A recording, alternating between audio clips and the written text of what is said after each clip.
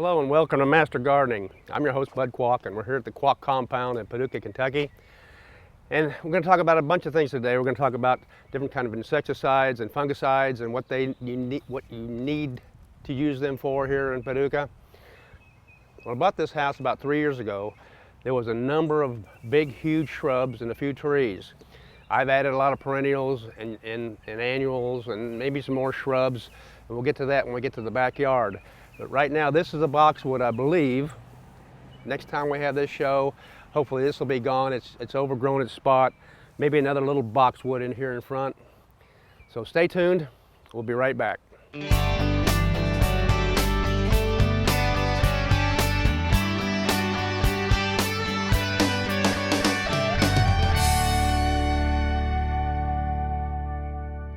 A few years ago, we didn't have any Japanese beetles.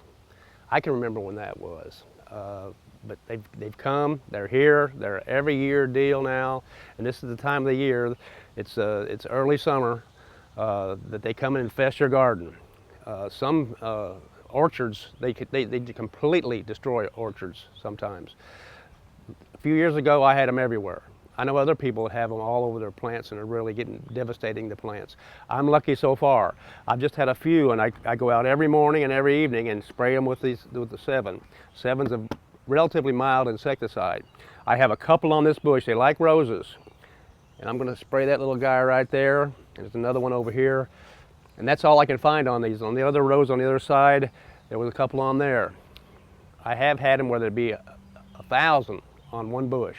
You can see where this one little guy really took advantage of those leaves. You can see them in the shot. They also like calla lilies. They haven't bothered my calla lilies very much. I've found a couple maybe. For some reason they're working on my pole beans. I go out every day and I can see the leaves that are skeletonized, and I spray them with my 7. In the past, I've had to use a garden hose with one of these special sprayer hoses because there were so many of them. So I've been really lucky. Talking to my friends, they aren't so lucky. This is another calla lily. I love calla lilies. I've got them all over my garden. This is a yellow one. Most of mine are white. The more expensive ones are yellow, and I even have a red one in the back. Haven't seen a single Japanese beetle on this thing. Now we're going to show in another shot a little later how these multiply. Some people think they run rhizomes underneath the ground and they multiply and you get them everywhere, and sometimes they're invasive. But that's not what happens. They multiply by seeds. This will be a seed pod. This one's almost potted up. The seeds are starting in here. That'll get so heavy that it'll go all the way down to the ground, lean down to the ground into the dirt. That's where the seeds may or may not take root. Many times they don't. But I'm going to show you a little later where it did, and there's about 20 more plants where those seeds were. I've tried reproducing these in the greenhouse, and they don't do as well that way as if you just pull them down on the ground and maybe put a little dirt around them. Okay, talked a little bit earlier about my big shrubs. These are hollies. When I'm sitting on the porch, nobody on the road can see me. That's how big these things are. And it's really, they've gone into one. I do this so it looks like there's 3 here because there was 3 to begin with. But I have to get a ladder to get up there and prune them. I don't like doing that. I've done that on the side too, and I'll show you where we've cut them back, and they look a lot better. They're only about half the size. I might try this with this, cut them all the way back. They'll look like heck for the first year, but maybe if we give them a chance, if they recover, they'll be the same as this, but a little smaller form. If they don't do well, I'll dig them up and put something else in there. Okay. I love these things. Coneflowers, and I'll show you in the back, they could be any color you want them. These are kind of pink, but there's whites, yellows, reds, pink, every kind of pink, every color shade of pink and red. Here's another big shrub, arborvitae. It's already crowding out all this dwarf nandina down here, and I'm not sure what I'm going to do. It doesn't look too bad, but I think the best thing to do is remove all of the nandina, make the bed come out, and replant nandina out farther in the yard. Now, if you look up, you'll see the brown spots on this thing. Those are bagworms. 2 years ago, the first year I was here, they devastated one over there and tried to do the same thing to this. I sprayed it with 7, They like 7. They didn't hurt them at all. So I had to go to malathion, which is a little bit stronger. Well, it's a lot stronger. Now I've sprayed this. I've been watching like a hawk. And let me get one of the bagworms here. Well, there's a little tiny one. Little tiny bagworms. They get pretty big. Let me see if I can find a bigger one. Well, maybe I can. There's one up there. I don't know if you can see that or not. That's what I've been looking for right there. They'll get about 10 times that big before they die because they're eating all your leaves and foliage. Hopefully that's it. That'll all recover. I've had people say, oh, they won't recover. Well, they will recover if you give them a chance. I will not take this out because this is too magnificent to remove, like maybe the holly or the boxwoods. Let's go around back, Dan. I'll tell you what, first of all, let's go by the driveway. I want to show you a couple things there.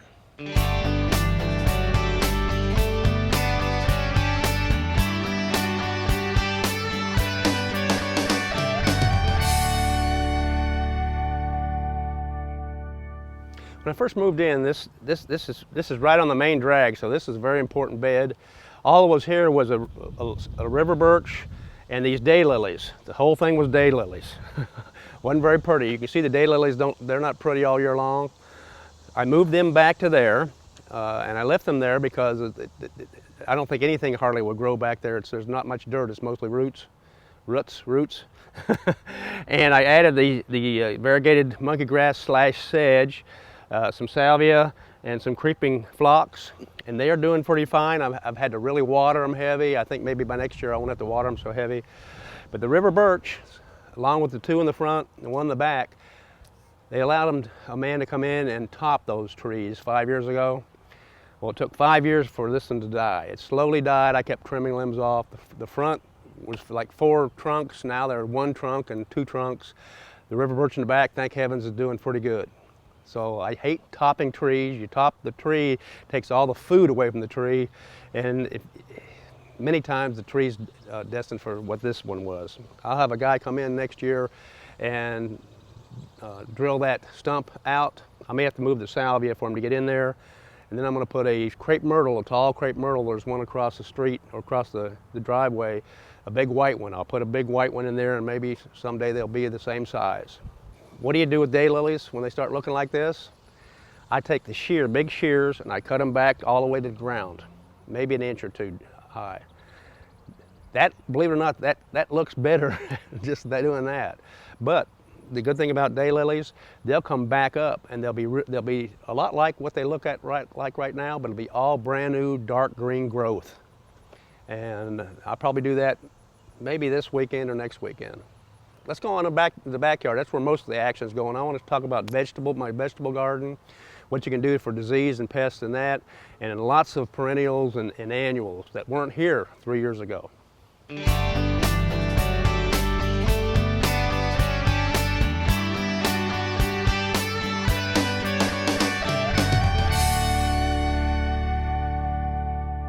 This is my backyard. It's 3 years old. I put beds all around. I put the fence up, one thing, greenhouse.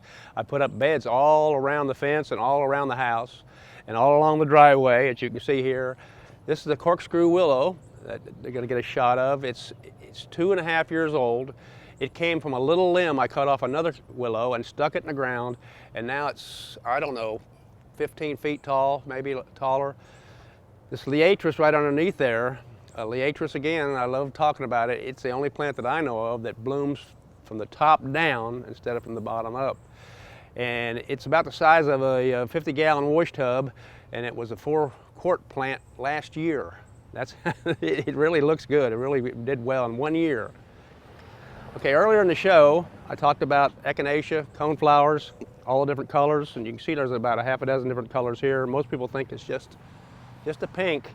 But you get the white and the yellow, different shades of gold, red. This is one of my grasses. When I bought the house, there was a huge grass on each side of this door. They were dead. They looked like they were dead. I cut them back way down to the ground, and they took back off again. That's the good news. The bad news they took over the sidewalk and the door and everything else. So this year, spring, I I divided them, cut them, put them different places around the yard. I left this one in here. I wish I hadn't, because we got herb beds on both sides of the garage door, and it's taking up more room than I really wanted. So I'll probably this fall, I'll take that out and put it somewhere else in the yard. This is tarragon. This, by the way, this is our herb garden here. We've got them in different places, but this is the main one, and it's closest to the door and the kitchen. This is tarragon down here by the sidewalk. This is dill, and dill is so pretty. Not only for the herb qualities, but I really like that. It's hanging out over the sidewalk. It's really nice. It's covering up some sage plants down here on the bottom. There's sage down here, and then there's thyme. I overwintered that thyme in my greenhouse, so that thyme is 2 years old. Basil. This basil. This is some old. I'll tell you what. I know every plant in this yard, Dan.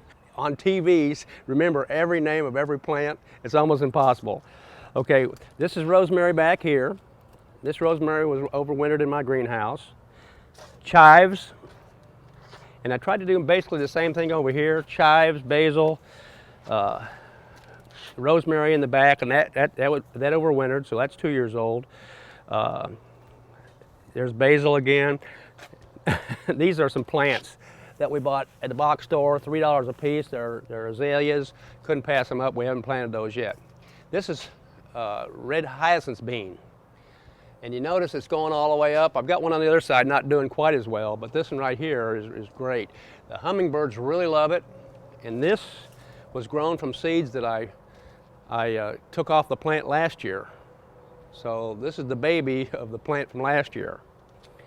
And here's some boxwoods again that I'm probably going to take out. They just take up too much room. Maybe put a couple more smaller ones in there. Okay. Let's go over and look at the vegetable garden next. I've got a number of tips I want to show you, and some good and bad things.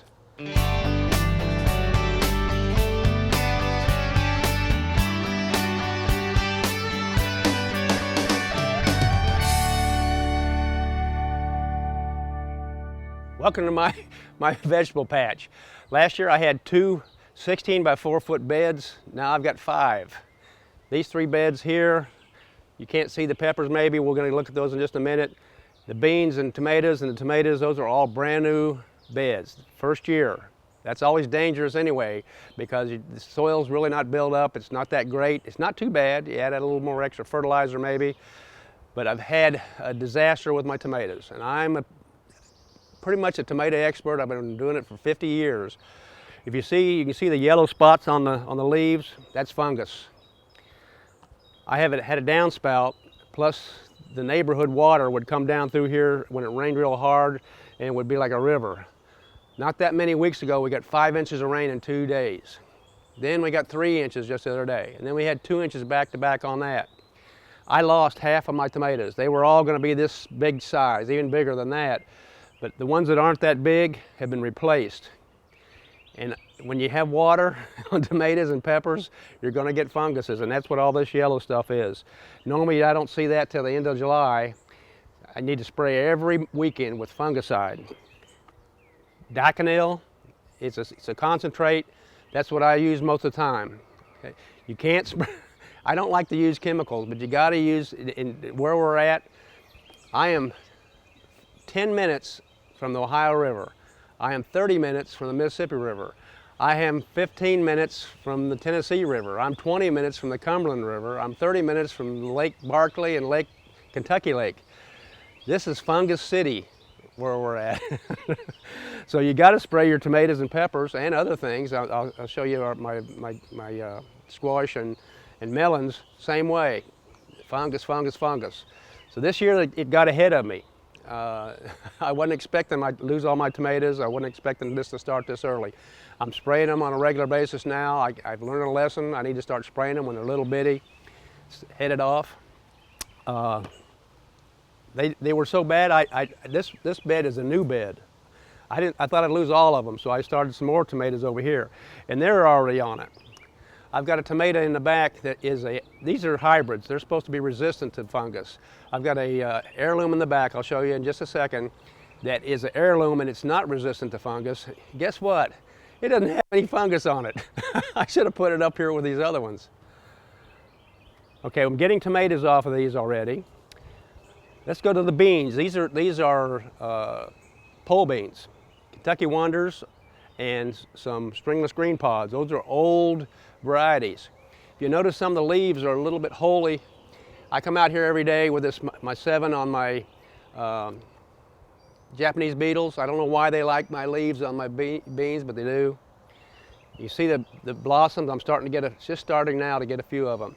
This is a new technique I use. I've got a metal frame here and a metal frame here, and then I put strings all across there and up and down. The beans love it, but what I didn't count on, they're really heavy. So I've got a string holding this end up and a string holding that end up. These were starting to collapse. They were going in together, and I thought maybe someday I'd come out here and they'd all be in the ground. So I've got a rope on both ends holding those things up. Next year I might try something a little different, I think. Okay, let's go to my melon patch, onions, and peppers next.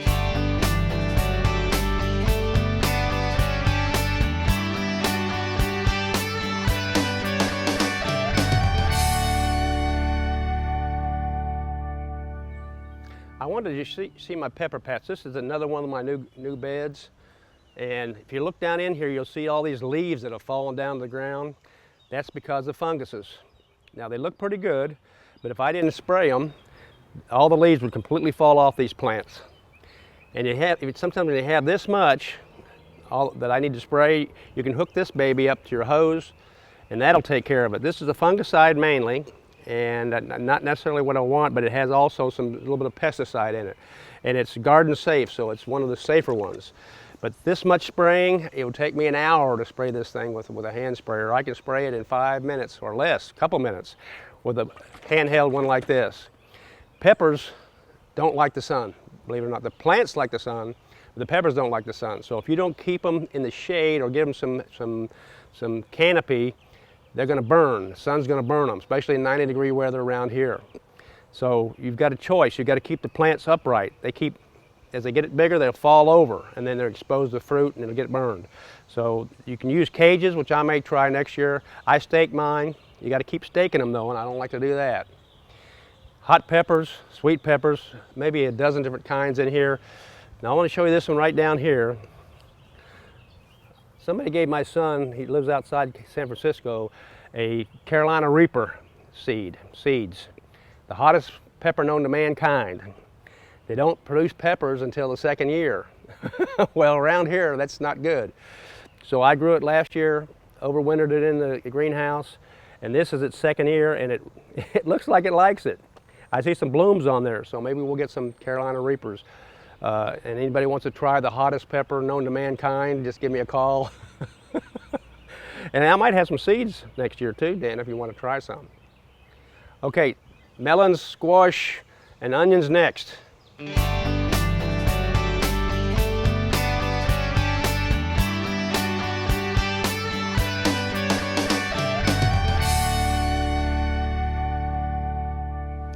I just want to mention my rain gauge, and I just stumbled upon this, and I didn't realize it was portable, but it is, and it really works out good. Not only does it tell you how much rain you get, but also you can stick it in a bed when you're getting ready to water it, or in the yard or wherever you're at, and it tells you how much water you put in that through the sprinkler system. So that was a surprise, really a handy surprise. This is my onion patch, and it looks pretty rough right now, but it's almost time for harvest. When the onions get to a point where some of them start falling over, you take your rake and push the rest of them down. And the reason you do that is you want to break that neck and start the healing of the neck, because the onion will keep a lot longer after you harvest it if the neck is healed. If the neck is still open and juicy, that's where the rot comes in. If you notice this one right here, this red one, they're a little bit earlier than the yellow and the white. This is dead right here. That neck is pretty well sealed, so I can cut this off. This one here is almost there, but not quite. The yellow and the whites, they're gonna have to wait a little longer. You cut that off, and they say just leave it out in the bed for a few days till it dries out. I don't like to do that with 90-degree weather, so I move mine into the shade. I'll lay them in the grass underneath the tree or whatever, and they'll slowly heal up the rest of the way. Now there's three main types of onions, and it's not red, yellow, and white like everybody thinks. It's long day, short day, and medium day. Short day means that it grows in the wintertime in the south. The days are real short. Okay, the medium days are like our area's medium days. Long days are in the north, where the days they don't grow until the middle of summer, when the days are real long. The key to that is if you use short days in a medium day range, like right here, then they start bulbing too soon. And so when they bulb too soon, they're smaller bulbs. When these onions get, and this is the key, 13 to 20 of these stems, before they start bulbing, you're going to have nice big onions. If you don't have that many, that determines how big the bulb is, how many of these things you got. Okay, clear as mud. And I don't know why, but they only sell short day onions around here. If you go to one of your stores and stuff, they have the short day, which everybody knows, the Vidalia onion, and that's a Granix, and then all those other sweet onions. And you're not going to have this big a bulb. And also, those Granix onions and those types, really sweet onions, they don't keep very long. They start rotting. So I order mine from an onion farm, believe it or not. Dixon is the one I use, but just go Google it. There's a number of them. There's Bland farms out there also, and they send me the slips when I tell them to. They'll send them anytime you want to. So I tell them exactly when I want the slips to be here. Not the sets, they're slips, or little tiny plants. Okay, I'll harvest these probably in another week or two. This is my melon / squash / cucumber patch. I think I've overdone it. Dan, you think? I planted them a little bit too close together because some of the seeds don't germinate. Guess what? All the seeds germinated, and Bud didn't thin them out like he should, so it's all in here. I've got a number of different squashes and zucchinis. I've got a watermelon and a cantaloupe. And if you'll notice, the leaves are starting to turn a little yellow on them, and some of these leaves have little spots on them. You'll never guess what that is. That's fungus. Funguses. So I need to spray these right along with my tomatoes and peppers. And we're harvesting really big time right now. This, before we leave, this is the plant I talked about earlier. It's a Sweet 100. It's a heirloom tomato, and it's prone to funguses. But I've planted it back here in an older bed. These beds are 2 years old. Planted it back here in an older bed, and there's not a sign of fungus. And I sprayed it once, but the hybrids have got the funguses on them because they're downstream, really, of the water that goes to my yard. This one's up here on a little bit higher ground, and it's doing really well. Thousands of little tomatoes on there. This plant was rated the #1 tomato plant for cherry tomatoes in the 1980s. It's still #1. Best tomato flavor, sweetest. It wants to crack in the summertime when it gets real hot. They came out with a Sweet 1000 a few years back. Doesn't crack. Guess what? It's not as sweet, it's not as tomatoey flavored. Okay, I've got a corner back here I want to show you. I'm kind of proud of them. My wife Winna is really responsible for it. I don't have a whole lot of shade here. It looks like I got a lot of shade, but during different times of the day, it's really sunny right here. This is my only real shade garden back here. Let's go look at it.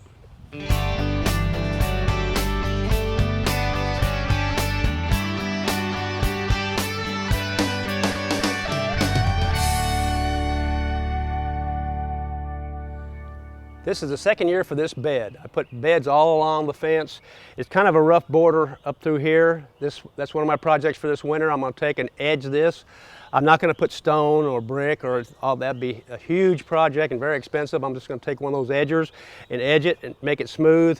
And I promise you it'll look just as good as if it had bricks and all that on. I've seen other people do it. It's a lot of work, but once you've done it, you're pretty well done. I love lots of daylilies. Zinnias are great for cutting, and you can't hardly kill them. It's a very easy plant to grow. Marigolds, some of Denny's dryers, irises I told you about in another show, hollyhocks, gaillardia, Oh, and this is Agapantha. I've got some blue ones that aren't blooming yet. These are about done. But about 5 years ago, when I went to San Francisco to visit my son, I was at my daughter-in-law's mother's house, and I went across the street and got some seeds from a neighbor that had these growing next to their driveway. This is foxglove, not supposed to bloom till next year. They're biennials. This one decided to go ahead and bloom first year. And then one of my favorites of all time, and I think everybody else is too, hydrangeas. This is what's called Annabelle, and that's one of the most common and best liked of all hydrangeas. It's a beautiful white ball, sometimes twice this big. These plants are only 3 years old. I mean, from being just a little tiny cutting. This is the 3rd year for them. If you talk to anybody that grows hydrangeas, they'll know, oh, Annabelle's, yeah, Annabelle, one of the best ones. It's not a spiky one, it's a round one. But there's a new one out now called Incrediball.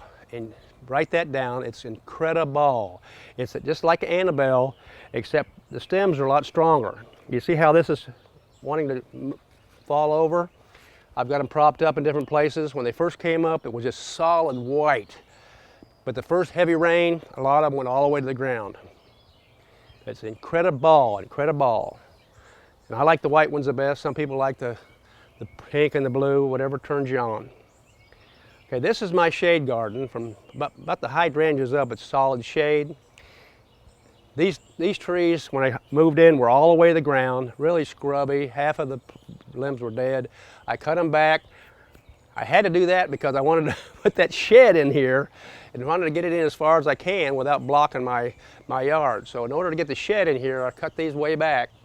And little did I know that was creating a really nice shade garden, and I didn't know at that time how little shade I really had around the house. So these are all shade plants back in here. You've got a stilby, you've got some, they're full of hostas, impatiens, coleus, helleborus. Have you ever grown helleborus in the wintertime? It blooms all winter long. That's one of the few plants that bloom in the winter. You got ferns, and this is one of our favorite places to sit. It's 20 degrees cooler here in the daytime. We're running out of time, so until next time, this is Master Gardening. I'm your host, Bud Qualk. Good gardening.